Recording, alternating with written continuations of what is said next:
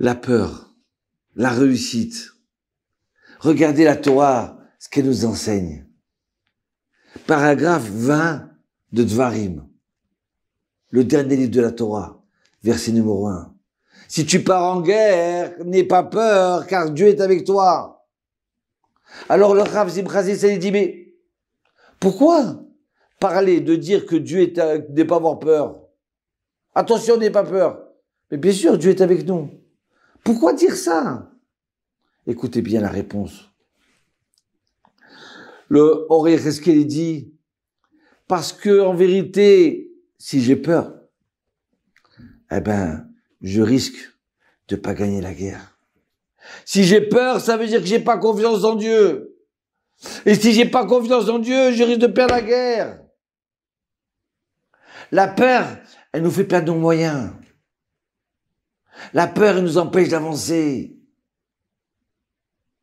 La plupart des gens qui ont peur, 90% de fois qu'ils ont peur, ça s'est avéré nul et non avenu.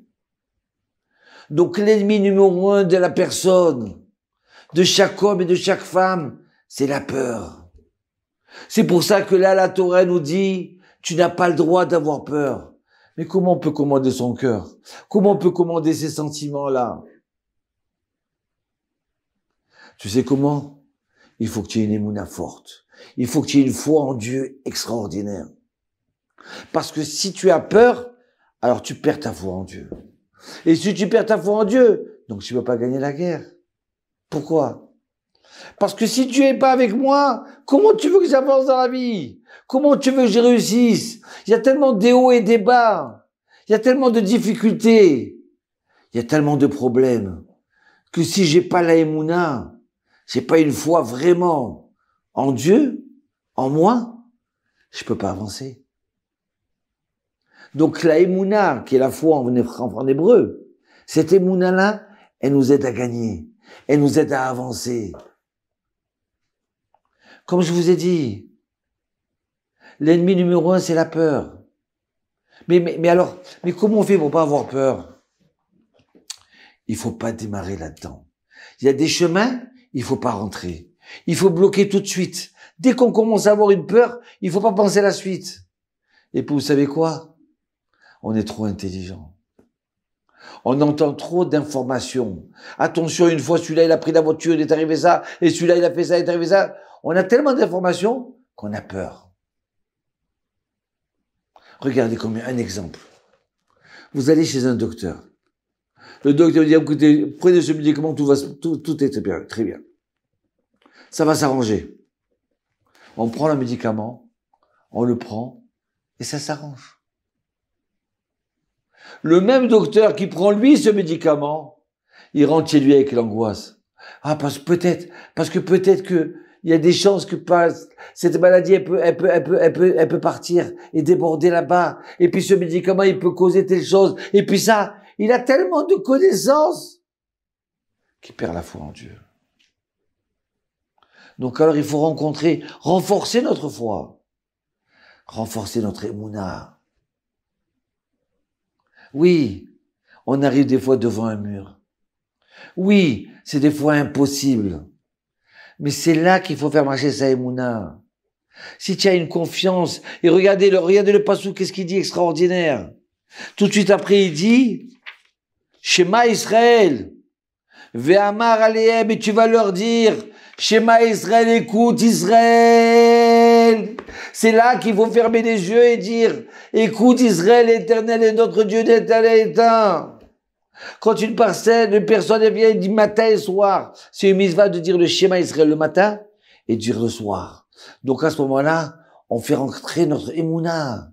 Oui, je crois en Dieu. C'est lui le maître du monde. Et si c'est lui le maître du monde, il est le maître de mes problèmes. Et mon maître à moi. Il est le maître de mes soucis. Donc si j'ai confiance que comme ça va se passer, ça sera bien. Ah, mais il peut arriver ça. Arrête. Calme-toi. Détends-toi. Mets-toi entre les bras d'Hachem. Parce que si tu veux te dire, c'est toi qui sais, c'est toi qui fais, Alors Hachem, qu'est-ce qu'il dit? Alors vas-y, je me mets de côté, vas-y, à voir comment tu joues. Vous comprenez? Et c'est ça qu'il faut transmettre à nos femmes, à nos maris, à nos enfants. On arrive au début de notre problème, au début du toboggan de la peur. Attention, ne glisse pas. Après, ça sera difficile pour t'arrêter. Et écoutez cette histoire-là, extraordinaire. Voilà, on se trouve le 21 octobre 1973, guerre de Kippour. Et voilà que, après le début de la guerre de Kippour, on a été écrasés, esquintés. Les soldats d'Israël, ils reviennent, ils reconquérissent. Mais il y a une chose qu'ils n'arrivent pas à reconquérir, c'est le mont Hermon. Mais le mont Hermon, ça s'appelle les yeux d'Israël. Du mont Hermon, on voit tout Israël. On peut diriger tout Israël. On peut bombarder tout Israël. Et là, on n'arrive pas. Impossible. Et les États-Unis demandent un cessez-le-feu tout de suite. Mais si on accepte maintenant, on a perdu les yeux d'Israël. On a perdu le mont Hermon. Alors on demande encore quelques heures. Donnez-nous encore quelques heures, je vous en supplie. On va essayer d'y arriver. Alors à ce moment-là, les soldats ils se trouvent en bas du mont Hermon. Et le Rav Grossman, il arrive. Il commence à réconforter les soldats d'Israël. Il leur dit, voilà, écoutez, tous ensemble, venez, on va dire tous ensemble, Shema Israël, qu'est-ce que vous voulez? De la musique?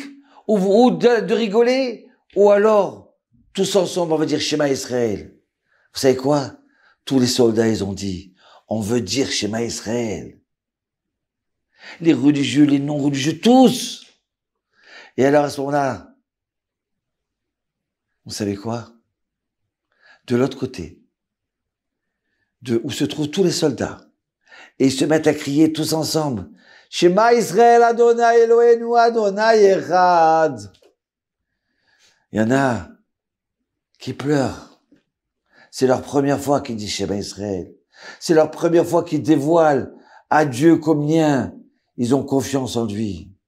C'est la première fois qu'ils leur donnent leur parole d'amour envers Dieu. Et juste à ce moment-là, ils terminent de Shema Israël et la sirène démarre. Ça y est, on doit partir à la guerre. On doit conquérir le mont Hermon. Et grâce à Dieu, vous savez quoi? Les soldats, ils partent. Et ce qu'ils n'arrivaient pas à faire la veille, ce qu'ils n'arrivaient pas à faire l'avant-veille, ce qu'ils réussissaient pas, ils sont arrivés à gagner et à conquérir le mont Hermon. Et juste quand ils ont terminé, l'armistice, cessez-le-feu, a démarré. Alors, voilà que, quelque temps après, le bras droit d'Yitzhak Rabin, il lui dit au Rav Grossman, Rav, je suis en train d'écrire un livre. Il y a une partie de ce livre qui vous concerne. Alors écoutez bien cette histoire. Nous, on était l'état-major, le dimanche 21 octobre 1973. On était là, en bas du mont Hermon. D'un côté, on nous force à faire un cessez-le-feu. De l'autre côté, on n'arrive pas à conquérir. Alors on a décidé d'attaquer par le nord. Et là, on découvre ce matin-là que la Syrie a déplacé ses soldats du côté du nord. Ça veut dire que si on attaque par le nord, ils nous attendent en embuscade. Il va y avoir des milliers de morts. Alors on a décidé d'attaquer par le sud. Mais par le sud, c'est trop compliqué. C'est se sacrifier. Sacrifier nos enfants. Alors on ne sait plus quoi faire. Et là, on décide, on se dit, bon, tu sais quoi? C'est trop dangereux. On va essayer par le sud. Mais on sait très bien qu'on va sacrifier des milliers, encore plus. Et on n'a pas le choix. Et puis d'un seul coup, de la tente où on était, en train de décider, tous les officiers, on entend un schéma Israël tellement fort qu'on en a eu des frissons. Et voilà que quoi, Rav? Voilà que quoi? Juste quelques minutes après, on reçoit un coup de téléphone, des renseignements qui nous disent les